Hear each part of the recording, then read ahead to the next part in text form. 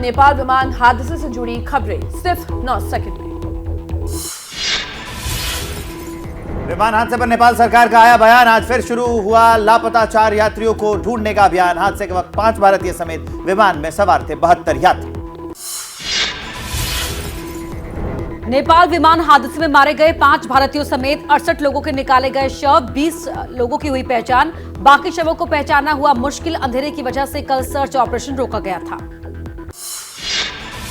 Plane में सवार UP के गाजीपुर के सोनू जायसवाल कर रहे थे फेसबुक लाइव। सोनू समेत गाजीपुर के रहने वाले अनिल, विशाल और अभिषेक की मौत कैमरे में रिकॉर्ड हुई। आग की लपटें, आज गाजीपुर पहुंच सकते हैं शव।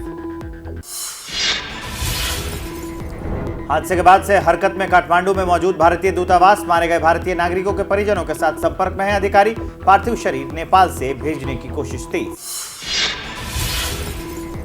पोखरा हादसे पर यूपी के सीएम योगी आदित्यनाथ ने किया ट्वीट। कहा, भारतीय नागरिकों समेत काल कवलित हुए सभी लोगों के प्रति विनम्र श्रद्धांजलि। मेरी संवेदनाएं शोकाकुल परिजनों के साथ हैं।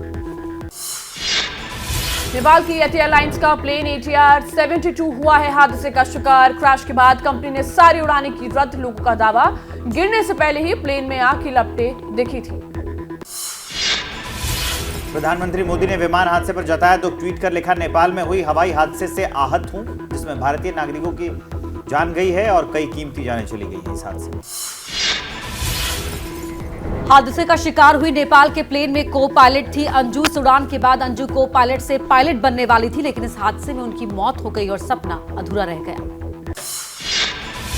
16 वर्ष पहले 2006 में को पायलट अंजू के पति की भी यति एयरलाइंस के विमान दुर्घटना में गई थी जान। इस हादसे में 6 यात्री और 4 क्रू मेंबर की मौत हो गई थी।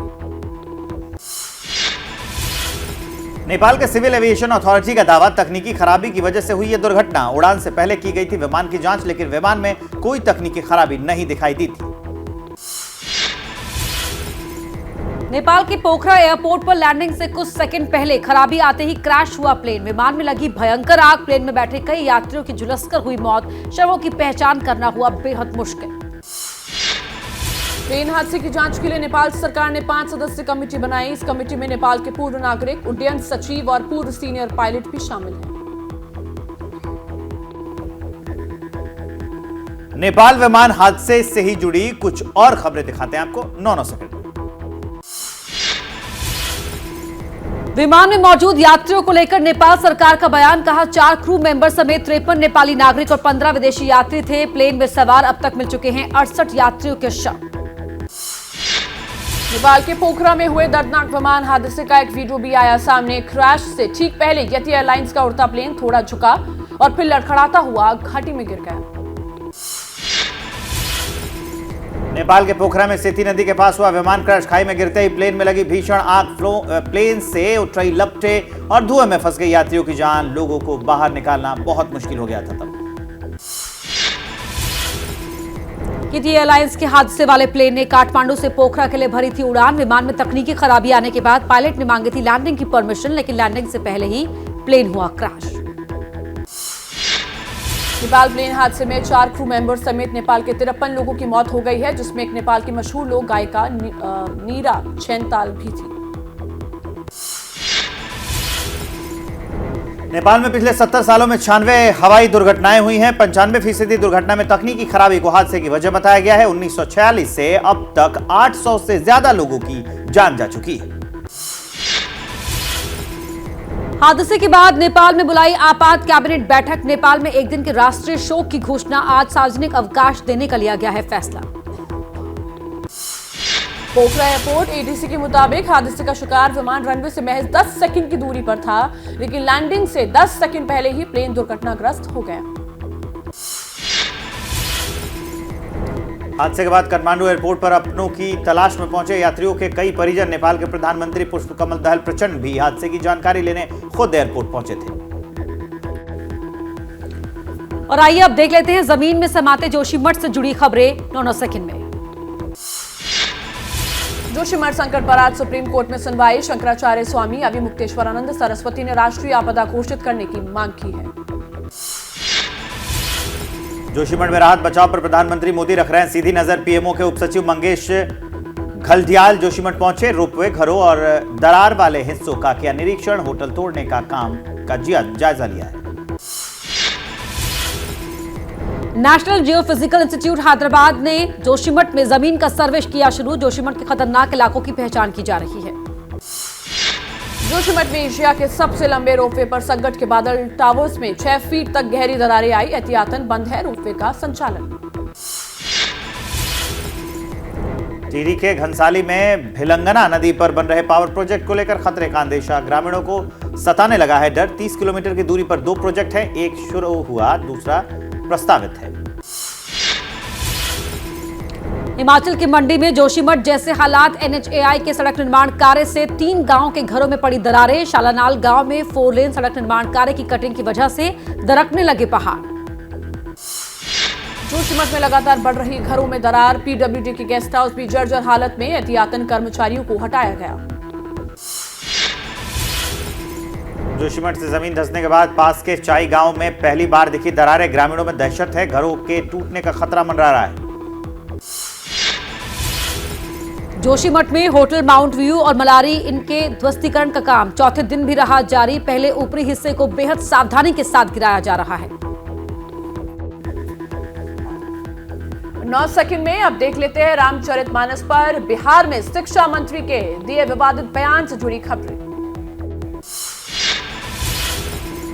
आरजेडी नेता तेजस्वी यादव का बीजेपी पर बड़ा आरोप, कहा महागठबंधन सरकार के खिलाफ हो रही है साजिश, नीतीश कुमार को दिया जा रहा है उपराष्ट्रपति पद का प्रलोभन। आरजेडी की चेतावनी पर जेडीयू कोटे के मंत्री श्रवण कुमार बोले, महागठबंधन में सब ठीक है, शिक्षा मंत्री को किसी की भावना को ठेस पहुंचाने वाले बयान नहीं देने चाहिए। रामचरितमानस विवाद पर आरजेडी ने दी थी चेतावनी। बीजेपी विधायक नीरज कुमार बबलू का शिक्षा मंत्री चंद्रशेखर पर हमला, कहा भगवान श्री राम उनको सद् बुद्धि दे कि रामचरितमानस ग्रंथ को समझे, उनका पूजा पाठ करे, तभी उनका बैतरणी पार होगा। बीजेपी नेता सुशील मोदी की लोगों से अपील, कहा बिहार के शिक्षा मंत्री चंद्रशेखर के विरुद्ध जगह जगह दर्ज हो मुकदमे, कॉलेज में उन्हें घुसने न दे छात्र।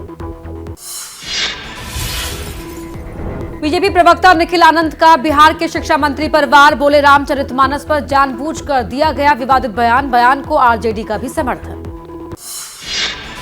रामचरितमानस विवाद पर बीजेपी सांसद हरीश द्विवेदी का शिक्षा मंत्री चंद्रशेखर को सलाह, कहा जिसे भी हिंदू धर्म अच्छा नहीं लगता वो इस्लाम धर्म को कर ले स्वीकार।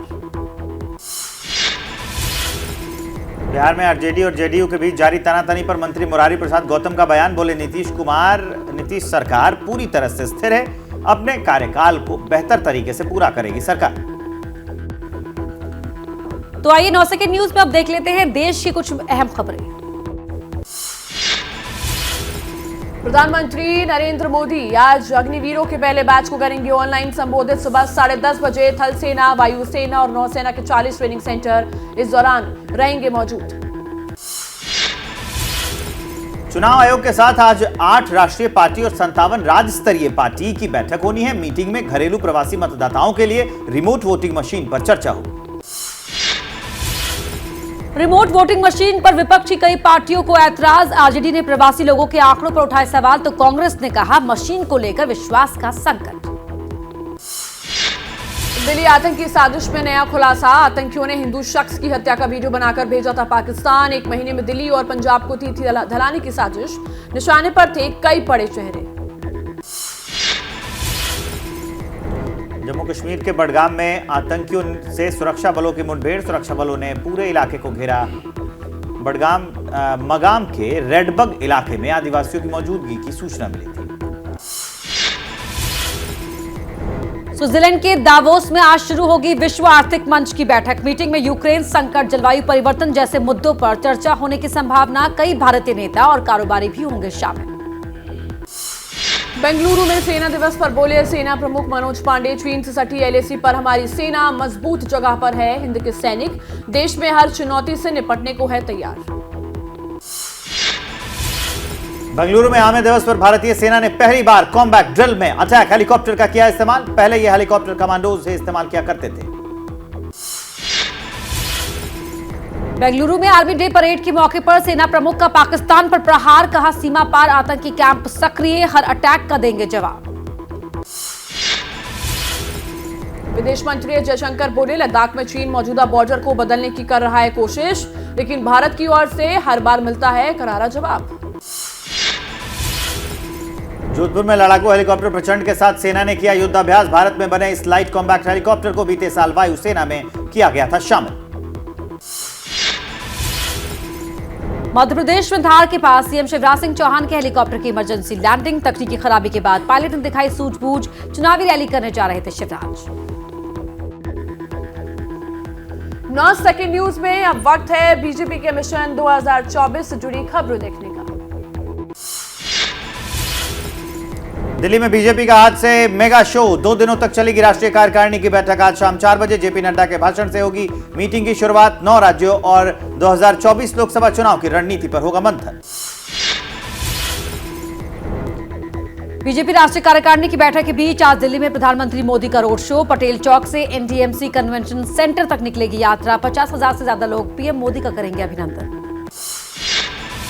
आज से शुरू हो रही है बीजेपी राष्ट्रीय कार्यकारिणी की बैठक में 350 सदस्य होंगे शामिल। सुबह 10 बजे बीजेपी दफ्तर एजेंडे को लेकर जेपी नड्डा के नेतृत्व में पार्टी पदाधिकारियों की होगी बैठक। कल शाम 4 बजे प्रधानमंत्री के संबोधन से कार्यकारिणी की बैठक होगी समाप्त। गुजरात की बम्पर जीत के लिए पीएम नरेंद्र मोदी का संगठन की ओर से किया जाएगा स्वागत और एक धन्यवाद प्रस्ताव भी होगा पेश। बीजेपी की बैठक में कुल 8 एजेंडों पर होगी चर्चा। मीटिंग में राजनीतिक और आर्थिक प्रस्ताव होंगे पास। विधानसभा और लोकसभा चुनाव के एजेंडे की दिखेगी झलक। कांग्रेस नेता जयराम रमेश ने पीएम मोदी के रोड शो पर किया तीखा वार। कहा, पीएम मोदी भारत जोड़ो यात्रा की सफलता से परेशान है, इसलिए दिल्ली में रोड शो कर रहे हैं। तो 9 सेकंड में अब देख लेते हैं राजधानी दिल्ली और इसके आसपास से जुड़ी खबरें। दिल्ली विधानसभा सत्र आज से होगा शुरू। एलजी के साथ केजरीवाल सरकार की तकरार और मेयर चुनाव में हो रही देरी से सदन में भारी हंगामे के आसार। 3 दिन के सत्र को जरूरत पड़ने पर बढ़ाया जाएगा। सीबीआई पर दिल्ली उप मुख्यमंत्री मनीष सिसोदिया ने उठाए बड़े सवाल। कहा, जबरन फंसाने के लिए मेरे खिलाफ षड्यंत्र। शनिवार को आबकारी मामले की जांच में सिसोदिया के दफ्तर पहुंची थी सीबीआई। मनीष सिसोदिया ने उपराज्यपाल को लिखा पत्र। मोहल्ला क्लिनिक की व्यवस्था ठप करने की साजिश का लगाया आरोप। उपराज्यपाल से क्लिनिक का फंड रोकने वालों को सस्पेंड और गिरफ्तार करने की मांग की। सीएम केजरीवाल बोले, मोहल्ला क्लिनिक को बंद करवाना देशद्रोह। ट्वीट कर कहा, एमसीडी चुनाव के पहले क्लिनिक को ठप करने वालों और ऐसा करने का आदेश देने वालों के खिलाफ सख्त कार्रवाई हो। केजरीवाल और एलजी की मीटिंग के बाद आम आदमी पार्टी ने दिल्ली के उपराज्यपाल पर हमले तेज किए। सौरभ भारद्वाज बोले, उनकी शक्तियां सीमित है, फिर भी दिल्ली के काम में अड़ंगा डाल रहे हैं। दिल्ली में मामूली बहस पर एक शख्स ने दूसरे पर फेंका तेजाब। घर के बाहर कुत्ते की गंदगी फैलाने को लेकर यह लड़ाई हुई। वीडियो इसका सामने आ गया है। पुलिस ने आरोपी को हिरासत में ले लिया है। यूपी के ग्रेटर नोएडा में प्रेमी के साथ मिलकर पत्नी ने की पति की हत्या। वारदात के 14 दिन बाद पुलिस ने किया खुलासा। पति की हत्या कर शव को सेफ्टी टैंक में चिनवाया। और अब देख लेते हैं यूपी से जुड़ी कुछ खबरें 9 सेकंड में। प्रयागराज में बुजुर्ग की हत्या से सनसनी। ईंट पत्थरों से हमला कर बुजुर्ग को मार डाला। घर के पास खेत में मिला शव। हत्या की वजह अभी साफ नहीं है। कानपुर में महाराणा प्रताप इंजीनियरिंग कॉलेज के छात्र की संदिग्ध मौत। वीडियो कॉलिंग पर दोस्त से की थी बात। औरैया का रहने वाला था राहुल राजपूत। मुरादाबाद में ट्रेन में मॉब लिंचिंग केस में रेलवे पुलिस का बयान। पीड़ित ने किसी महिला से की थी छेड़छाड़, इसलिए हुई पिटाई। पीड़ित शख्स बोला, पुलिस के आरोप बेबुनियाद। उस महिला को सामने लाई पुलिस। यूपी के मुरादाबाद में बीमार मां की बेटे ने हत्या कर दी। दवा दिलाने के नाम पर जंगल में ले गया, गला दबाकर हत्या कर दी। महिला का शव जंगल से बरामद हुआ है। आरोपी बेटे को गिरफ्तार कर लिया गया है। यूपी के सहारनपुर में शराब के ठेके पर मारपीट की सूचना पर पहुंचे पुलिस पर जानलेवा हमला। पुलिस वालों ने भागकर बचाई जान। पुलिस की गाड़ी में भी तोड़फोड़। 2 आरोपी गिरफ्तार। बरेली में जमीन विवाद में ट्रिपल मर्डर केस। पुलिस ने 9 आरोपियों को पकड़ा। मुख्य आरोपी सुरेश प्रधान गिरफ्तार।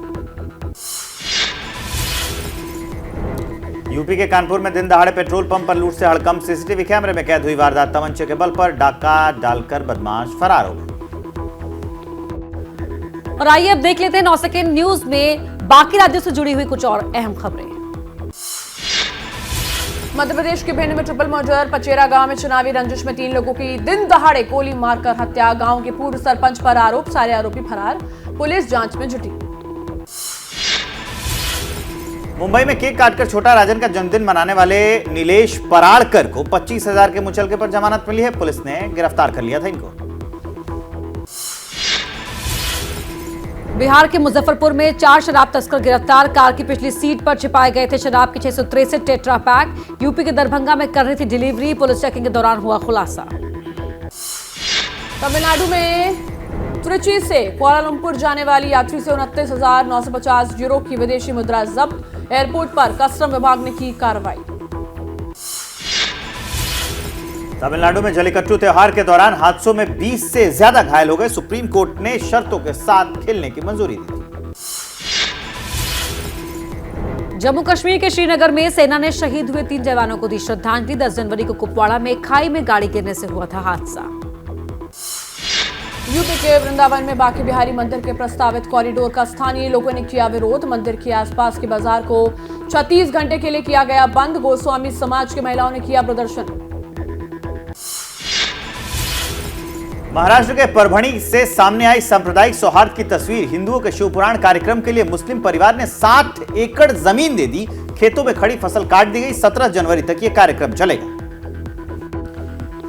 तो आइए 9 सेकंड न्यूज में देख लेते हैं आप कुछ और महत्वपूर्ण खबरें। गुजरात के सूरत में पतंगबाजी की वजह से 55 पंछियों की मौत हो गई। मांझे में उलझने की वजह से 659 पक्षी घायल हुए हैं। वन विभाग और एक निजी संस्थान ने बनाए कंट्रोल रूम में इस हादसों पर नजर रखी जा रही है। उत्तराखंड के कर्णप्रयाग में आदि बद्री धाम के कपाट खुले। ब्रह्म मुहूर्त में भक्तों ने किए भगवान के दर्शन। आदि बद्री में शीतकालीन पर्यटन और सांस्कृतिक विकास मेले की भी हुई शुरुआत। जम्मू कश्मीर में श्रीनगर अनंतनाग नेशनल हाईवे पर चलती कार बनी आग का गोला। कार में सवार लोगों ने कार से कूदकर बचाई जान। कार पूरी तरह से जलकर हुई खाक। जम्मू कश्मीर के कुलगाम में सड़क हादसा। जम्मू श्रीनगर हाईवे पर आपस में टकरा गई 2 गाड़ियां। सीआरपीएफ ने घायलों का रेस्क्यू किया। इलाज के लिए पहुंचाया अनंतनाग के अस्पताल। मध्य प्रदेश के पन्ना में पतंग के मांझे में फंसा गिद्ध। वीडियो सोशल मीडिया पर हुआ वायरल। दुनिया से विलुप्ति की कगार पर है व्हाइट बैक वल्चर के गिद्ध। दिल्ली के मुंडका में फिर उसी इमारत में लगी भीषण आग, जिसमें बीते साल 27 जिंदगियां हुई थी खत्म। इमारत की 3रे मंजिल पर लगी आग। फायर ब्रिगेड ने पाया आग पर काबू। कोई हताहत नहीं। कर्नाटक के धारवाड़ में 5 लाख से ज्यादा लोगों ने विश्व रिकॉर्ड बनाने के लिए किया योग। 31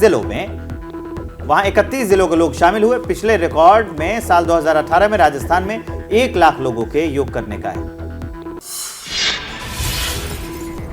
हरियाणा के रोहतक में पटरी से उतरे मालगाड़ी के 6 डिब्बे। कई ट्रेनों की आवाजाही पर पड़ा असर। कई गाड़ियों को करना पड़ा डाइवर्ट। मामले की जांच कर रहा है रेलवे। पुलिस ने दिल्ली के भरसवा से 2 संदिग्ध आतंकियों को गिरफ्तार किया। सूत्रों के मुताबिक 1 महीने से दिल्ली और पंजाब में बम धमाके की साजिश थी। राजस्थान के श्रीगंगानगर में पाकिस्तानी ड्रोन से भेजी गई 30 करोड़ की हेरोइन डिलीवरी के लिए आए तस्करों को बीएसएफ जवानों ने पकड़ा। मध्य प्रदेश के सीधी में मकर संक्रांति मेले के बीच मचा हाहाकार। दूषित फास्ट फूड खाने से 200 लोग बीमार। सीएम शिवराज सिंह चौहान ने पीड़ितों के इलाज के दिए निर्देश। और अब देख लेते हैं राजनीति से जुड़ी खबरें सिर्फ 9 सेकंड में। बीएसपी प्रमुख मायावती का बड़ा ऐलान। कहा, विधानसभा चुनाव और लोकसभा चुनाव में बीएसपी नहीं करेगी किसी पार्टी के साथ गठबंधन। ईवीएम की बजाय बैलेट पेपर से चुनाव कराने की मांग की। यूपी बीजेपी के नेता बासित अली का मायावती पर बड़ा हमला। कहा, मोदी जी के टुकड़े टुकड़े करने वाले इमरान, मुख्तार और अतीक से उनकी यारी है और शायद दाऊद इब्राहिम को लेने की उनकी तैयारी है। यूपी के संभल में मायावती के जन्म दिवस पर केक काटते वक्त मची भगदड़। केक लूटने की तस्वीर सोशल मीडिया पर हुई वायरल। भीमराव अंबेडकर और काशीराम की तस्वीर भी गिरते गिरते बची। हिमाचल में पुरानी पेंशन योजना लागू करने पर राहुल गांधी ने की हिमाचल सरकार की तारीफ। बोले, कांग्रेस का मतलब है विश्वास। सीएम सुक्खू की योजना से लगभग 36,000 कर्मचारियों को लाभ मिलेगा। हिमाचल के बाद कर्नाटक में एक्टिव हुई कांग्रेस महासचिव प्रियंका गांधी आज बेंगलुरु में करेंगी महिलाओं की बड़ी रैली। नायकी सम्मेलन को करेंगी संबोधित। विधानसभा चुनावों से पहले कांग्रेस नेता सचिन पायलट दिखाएंगे ताकत। राजस्थान के 5 जिलों में करेंगे बड़ी जनसभाएं। आज नागौर से शुरू करेंगे जनसंपर्क यात्रा। किसान नेता राकेश टिकैत का आज बिहार दौरा। दर्जनों किसानों के साथ बक्सर जिले पहुंचेंगे। थर्मल पावर के पास करेंगे किसान महापंचायत कार्यक्रम। यही हुआ था किसानों पर लाठीचार्ज। बिहार के बक्सर में किसानों पर हुए लाठीचार्ज को लेकर सांसद चिराग पासवान ने प्रधानमंत्री मोदी को लिखा पत्र। केंद्र से लगाई मामले में हस्तक्षेप की गुहार। औरैया पहुंचे किसान नेता राकेश टिकैत ने राज्य सरकार और केंद्र सरकार को दी चेतावनी। बोले किसानों को हो रही है परेशानियों का समाधान करे, नहीं तो बड़े आंदोलन के लिए तैयार रहे सरकार। मंगलुरु में शौर्य संध्या कार्यक्रम में शामिल हुए रक्षा मंत्री राजनाथ सिंह। बोले 2027 तक दुनिया की तीसरी सबसे बड़ी इकोनॉमी और 2047 तक दुनिया की टॉप इकोनॉमी में शामिल होगा भारत। कांग्रेस को झटका देने वाले एमएलसी सुधीर तांबे पार्टी से निलंबित। कांग्रेस अध्यक्ष मल्लिकार्जुन खड़गे की मंजूरी के बाद समिति की जांच पूरी होने तक तांबे रहेंगे बर्खास्त। और अब देख लेते हैं राजनीति से जुड़ी कुछ और खबरें। भाजपा के केंद्रीय मंत्री फग्गन सिंह कुलस्ते का विवादित बयान। कांग्रेस के विधायक को बताया बदमाश। मंडला के एक कार्यक्रम में शिरकत करने पहुंचे थे कुलस्ते। नितिन गडकरी धमकी मामले में डिप्टी सीएम देवेंद्र फडणवीस का आया बयान। बोले पुलिस जांच में पता चला है कर्नाटक के बेलगावी जेल में बंद गैंगस्टर जयेश पुजारी ने किया था धमकी भरा फोन। गुजरात के अहमदाबाद में अमित शाह ने स्पर्श महोत्सव का किया उद्घाटन। इस दौरान उन्होंने रतन स्पर्श नाम की किताब का किया विमोचन। रत्न सुंदर सुरक्षित जी महाराज ने लिखी है ये पुस्तक। प्रयागराज में धूमधाम से मनाया गया मायावती का जन्मदिन। माफिया अतीक अहमद के परिवार ने किया था कार्यक्रम का आयोजन। सैकड़ों की संख्या में लोग इसमें शामिल हुए थे।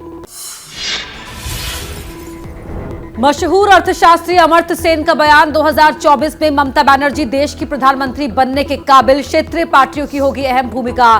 बीजेपी की एक तरफा जीत आसान नहीं। केंद्रीय गृह मंत्री अमित शाह 29 जनवरी को जाएंगे पटियाला। पंजाब भाजपा नेताओं के साथ करेंगे बैठक। अमित शाह 2024 में होने वाले चुनाव से पहले राज्यों का दौरा कर रहे हैं। मुख्यमंत्री शिवराज सिंह चौहान वैश्विक निवेशक शिखर सम्मेलन और प्रवासी भारतीय सम्मेलन में शामिल होंगे। 15,42,550 करोड़ के निवेश का संकल्प। 1.5 लाख करोड़ से ज्यादा जिले से आएंगे निवेश।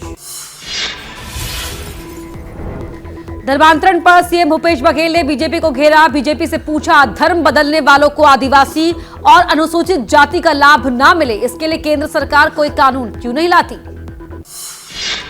बिहार में बीजेपी को तगड़ा झटका। बीजेपी के पूर्व उपाध्यक्ष राजीव रंजन जेडीयू में शामिल हुए। ललन सिंह ने दिलाई सदस्यता। और अब देख लीजिए भारत जोड़ो यात्रा और राजनीति से जुड़ी कुछ और दूसरी बड़ी खबरें 9 सेकंड में। राहुल गांधी की भारत जोड़ो यात्रा जालंधर के खालसा कॉलेज से शुरू। पूर्व ओलंपियन प्लेयर से की मुलाकात। जालंधर के तालाब मंदिर में की पूजा। भारत जोड़ो यात्रा ने जालंधर से शामिल हुए सिद्धू मूसेवाला वाले के पिता बलकौर सिंह राहुल गांधी के साथ कुछ दूर तक यात्रा में शामिल रहे। राहुल ने ट्वीट कर कहा आज भारत जोड़ो यात्रा में प्रसिद्ध पंजाबी गायक दिवंगत सिद्धू मूसेवाला के पिता बलकौर सिंह सिद्धू ने राहुल गांधी के साथ यात्रा की। भारत जोड़ो यात्रा में नफरत, भय और हिंसा फैलाने वाली ताकतों को करारा जवाब दिया। आदित्य ठाकरे के देशद्रोहियों की सरकार वाले बयान पर चंद्रशेखर बावनकुले का पलटवार। कहा पहले अपना कांच का घर बचाओ जो रोज टूट रहा है। आदित्य ठाकरे ने मौजूदा महाराष्ट्र गठबंधन सरकार के गिरने की बात कही थी। मध्य प्रदेश विधानसभा चुनाव को लेकर दोनों पार्टियां तैयार। सज्जन सिंह वर्मा का बयान। शिवराज को भी खींच लाएंगे कांग्रेस में। कांग्रेस इस बार भाजपा के गढ़ में सेंध लगाने की तैयारी में। मुख्यमंत्री शिवराज सिंह चौहान के हेलीकॉप्टर में तकनीकी खराबी। मुख्यमंत्री चुनावी सभा को संबोधित करने मनावर से धार जा रहे थे। हेलीकॉप्टर को वापस मनावर में सुरक्षित लैंड कराया गया। प्रयागराज हिंसा के मास्टरमाइंड जावेद मोहम्मद उर्फ जावेद पंप से मिलने देवरिया जेल जाएगा समाजवादी पार्टी का प्रतिनिधिमंडल। बीजेपी प्रवक्ता नुपुर शर्मा के बयान से भड़की थी हिंसा। महाराष्ट्र के पुणे में सुप्रिया सुले ने साड़ी में लगी आग को अपने हाथों से बुझा लिया। एक कार्यक्रम के दौरान मंच पर छत्रपति शिवाजी महाराज की मूर्ति पर माला चढ़ाने के दौरान हुआ था हादसा। केंद्रीय मंत्री अश्विनी चौबे के काफिले के ठीक आगे चल रही पुलिस गाड़ी पलट गई। मंत्री के ड्राइवर ने सूझबूझ से अपनी गाड़ी को बचाया। हादसे में 4 पुलिसकर्मी समेत 5 लोग घायल। उत्तराखंड के टनकपुर में सीएम धामी ने कई योजनाओं का किया उद्घाटन। साथ ही कहा, अयोध्या में राम मंदिर का निर्माण किसी और के कालखंड में नहीं बल्कि प्रधानमंत्री मोदी के कालखंड में हो रहा है। पीएम मोदी ने 8वीं वंदे भारत एक्सप्रेस को दिखाई हरी झंडी। सिकंदराबाद से विशाखापट्टनम के बीच चलेगी ट्रेन। पीएम मोदी बोले, रफ्तार से होगा देश का विकास। मुंबई में मील की जमीन पर रहने वाले लोगों के पुनर्वास के लिए एनटीसी ने पैनल बनाया। मुंबई शहर में लगभग 1 दर्जन बंद कपड़ा मिले हैं और हजारों लोग अभी भी इन मिल परिसरों में रहते हैं। तेलंगाना के सीएम केसीआर ने हैदराबाद के आखिरी निजाम के पोते मुकर्रम जहां के निधन पर शोक व्यक्त किया। सीएम केसीआर ने राजकीय सम्मान के साथ जहां के अंतिम संस्कार करने का निर्देश भी दिया। हरियाणा में महिला कोच छेड़छाड़ी मामले को लेकर खाप पंचायत सख्त। पूर्व खेल मंत्री की गिरफ्तारी को बर्खास्तगी के लिए दिया गया सरकार को 23 जनवरी तक का अल्टीमेटम। हिमाचल प्रदेश में सुक्खू सरकार का पहला बड़ा प्रशासनिक फेरबदल। 13 आईएएस 9 एचपीएस अफसर बदले गए हैं। हिमाचल प्रशासनिक सेवा के 4 अधिकारियों को अतिरिक्त कार्यभार दिया गया है। तेलंगाना के सीएम केसीआर 17 फरवरी को नए राज्य सचिवालय का करेंगे उद्घाटन। 600 करोड़ रुपए की लागत से बनी है सचिवालय की इमारत। 27 जून 2019 को रखी गई थी नए सचिवालय की आधारशिला। लद्दाख के नेताओं ने दिया केंद्र को झटका। केंद्र के पैनल का हिस्सा बनने से किया इनकार। लद्दाख और करगिल डेमोक्रेटिक अलायंस की बैठक में लिया गया फैसला। और अब देख लेते हैं देश विदेश में मौसम का क्या है हाल। उससे जुड़ी खबरें 9 सेकंड में। उत्तराखंड के यमुनोत्री धाम में भारी बर्फबारी। मंदिर परिसर में जमी आधा फीट बर्फ। पुनर्निर्माण का काम बंद। पैदल मार्ग पर जमी 3 इंच बर्फ। उत्तराखंड के गंगोत्री धाम पर भी बिछी बर्फ की चादर। मां गंगा के मंदिर परिसर में हर तरफ बर्फ। उत्तरकाशी के निचले इलाकों में हल्की बारिश। हर्षिल समेत ऊंचे इलाकों में जमकर पड़ी बर्फ। उत्तराखंड में हेमकुंड साहिब का रास्ता भारी बर्फबारी की वजह से बंद हो गया। 4 फीट तक बर्फ जमी। ठंड की वजह से वापस लौटे सड़क बना रहे हैं मजदूर।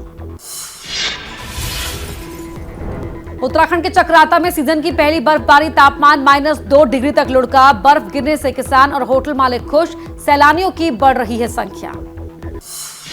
मौसम विभाग के मुताबिक दिल्ली में बुधवार तक शीतलहर का अनुमान। 4 डिग्री सेल्सियस तक रह सकता है तापमान। 17 जनवरी से 20 जनवरी तक येलो अलर्ट जारी। दिल्ली के प्रदूषण में आया सुधार। हटाया गया ग्रैप 3। निर्माण कार्यों पर लगी हुई रोक हटा दी गई है। अब ग्रैप 1 और 2 के तहत पाबंदियां लागू रहेंगी। यूपी के गोरखपुर में 17 जनवरी तक सभी स्कूल बंद। कड़ाके की ठंड के मद्देनजर प्रशासन ने लिया फैसला। जिन स्कूलों में परीक्षाएं तय है वहां सुबह 10 से दोपहर 2 बजे तक होंगी परीक्षाएं। जम्मू कश्मीर के शोपियां में बिछी बर्फ की चादर। सीआरपीएफ के जवान स्नो वॉलीबॉल का ले रहे हैं लुत्फ। हिमाचल प्रदेश के मंडी में landslide. Chandigarh Manali national highway पर 4 मील के पास भरभरा कर गिर गया पहाड़ से मलबा। लैंडस्लाइड के कारण सड़क बंद है। शिमला के ऊपरी इलाकों में जबरदस्त बर्फबारी। कुफरी में स्कीइंग का लुत्फ लेने उमड़े सैलानी। जम्मू श्रीनगर नेशनल हाईवे को हल्के वाहनों के लिए फिर से खोला गया। 2 दिन से हाईवे पर फंसे हैं हजारों ट्रक। भूस्खलन और फिसलन के कारण हो रही है परेशानी। अब 9 सेकंड में देखिए कोर्ट और कारोबारी से जुड़ी खबरें। कंपटीशन कमीशन ने गूगल पर ठोका 1338 करोड़ का जुर्माना। इसके खिलाफ गूगल की याचिका पर सुप्रीम कोर्ट में आज सुनवाई। गूगल ने कहा इसे 15 साल में हुआ एंड्रॉयड विकास रुक जाएगा। लव जिहाद और गैर कानूनी तरीके से धर्म परिवर्तन के खिलाफ यूपी, उत्तराखंड, हिमाचल और एमपी में बने कानूनों को चुनौती। याचिका पर सुप्रीम कोर्ट में आज होगी सुनवाई। सुप्रीम कोर्ट उस याचिका पर भी सुनवाई करेगा जिसमें धोखे, लालच या दबाव से धर्म परिवर्तन के खिलाफ देश भर में कड़े कानून की मांग की गई। कोलकाता में जस्टिस मंथा के खिलाफ टीएमसी समर्थित वकीलों का विरोध प्रदर्शन। कोलकाता पहुंची बार काउंसिल की टीम। हाईकोर्ट में आज शुरू होगी मामले की पड़ताल। 13 नवंबर को हुआ था बवाल। पुणे में आज शुरू होगी G20 इंफ्रास्ट्रक्चर वर्किंग ग्रुप की पहली बैठक। 16 और 17 जनवरी को तैयार होगी भविष्य की रूपरेखा। बैठक में 2023 इंफ्रास्ट्रक्चर एजेंडा पर चर्चा होगी। पुणे में G20 बैठक की मेजबानी वित्त मंत्रालय करेगा। इसमें ऑस्ट्रेलिया और ब्राजील सह अध्यक्षों के रूप में शामिल होंगे। शहरों को विकास का आर्थिक केंद्र बनाने पर जोर रहेगा। राष्ट्रीय स्टार्टअप पुरस्कार 2022 की घोषणा आज होगी। 15 लाख रुपए तक जीत पाएंगे एंटरप्रेन्योर्स। केंद्रीय मंत्री पीयूष गोयल दिल्ली में करेंगे नतीजों की घोषणा। इसी दौरान केंद्रीय मंत्री पीयूष गोयल मार्ग नाम के प्लेटफॉर्म का भी उद्घाटन करेंगे। इसके जरिए स्टार्टअप और एंटरप्रेन्योर्स के बीच मार्गदर्शन को सुविधाजनक बनाएगा। एक बड़ी खबर आ रही है, वो जान लीजिए। नेपाल विमान हादसे से जुड़ी है यह खबर। रेस्क्यू ऑपरेशन के दौरान एक और शव मिला है। 3 और लोगों की तलाश जारी है। अब तक 69 यानी कि 69 शव बरामद हो चुके हैं। विमान हादसे में 5 भारतीयों की भी मौत हुई थी। अब यह बड़ी खबर हम आपको बता रहे हैं। 4 जो लोग थे वो लापता थे, उनकी तलाश जारी थी। आज सुबह जो रेस्क्यू ऑपरेशन किया गया उसी के तहत अब ये जो एक और लाश है वो बरामद हुई है। संजय त्रिपाठी देंगे इस खबर को विस्तार। जुड़ गए हमारे साथ लाइव। संजय, एक और जो लाश है, जो शव है, वो बरामद हो गया है रेस्क्यू ऑपरेशन के दौरान। क्या अपडेट है, बताएं। देखिए, रेस्क्यू ऑपरेशन लगातार ये हादसा होने के बाद से चलाया जा रहा है और 68 शव अब तक बरामद हुए थे और एक शव अभी बरामद हुआ है। आप देख सकते हैं आगे की तरफ जो डोरी से जो पुलिस के और आर्मी के जवान नीचे उतर के जा रहे हैं, वहाँ नीचे सेती नदी बहती है, वहाँ से एक शव बरामद हुआ है। उसको लेकर के ऊपर आ रहे हैं और आप देख सकते हैं विवेक कि किस तरह का ये बीभत्स हादसा था। मैं अपने कैमरामैन प्रेम सिंह से कहूँगा कि जरा जूम करके दिखाएं तस्वीरें। प्लेन पूरी तरह जला हुआ यहाँ पर पड़ा हुआ है। लोगों का सामान छितराया हुआ है, पूरी तरह जल चुका है। और यही जो हादसे की जगह है ये खाई है। और जब ये प्लेन गिरा है तो प्रेम सिंह से कहूँगा कि जरा सबसे पहले दाईं ओर की तस्वीरें दिखाएं कि ऊपर की ओर वहाँ प्लेन का इंजन टकराया है और उसके बाद प्लेन अनियंत्रित हो गया पूरी तरह से। उसके बाद नीचे यहाँ पर आकर गिर गया है और यहाँ गिरते ही आग पकड़ ली और पूरा का पूरा आप देख सकते हैं प्लेन जल चुका है, पुर्जा अलग हो चुका है। कुल 72 लोग इसमें मौजूद थे, जिनमें से 68 यात्री थे। शव लगातार बरामद हो रहे हैं और रेस्क्यू ऑपरेशन लगातार चल रहा है।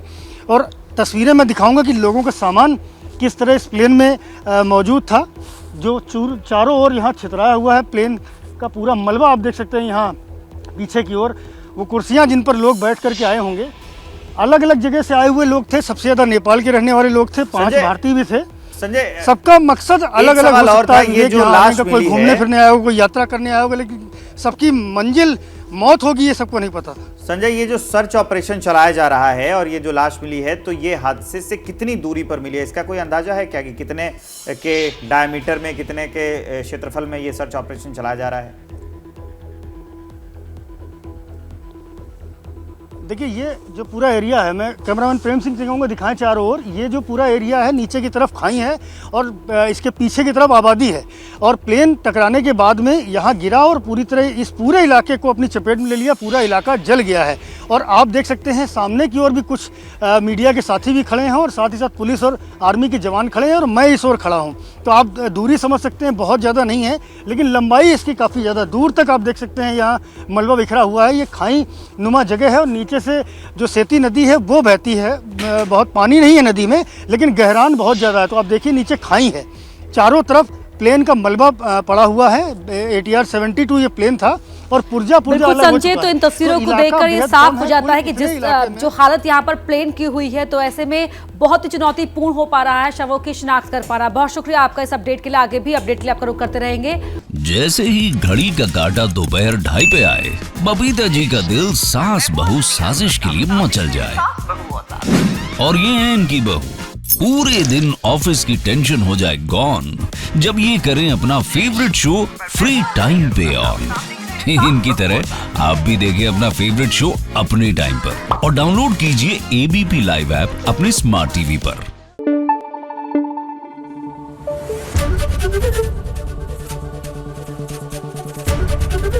ABP न्यूज आपको रखे आगे।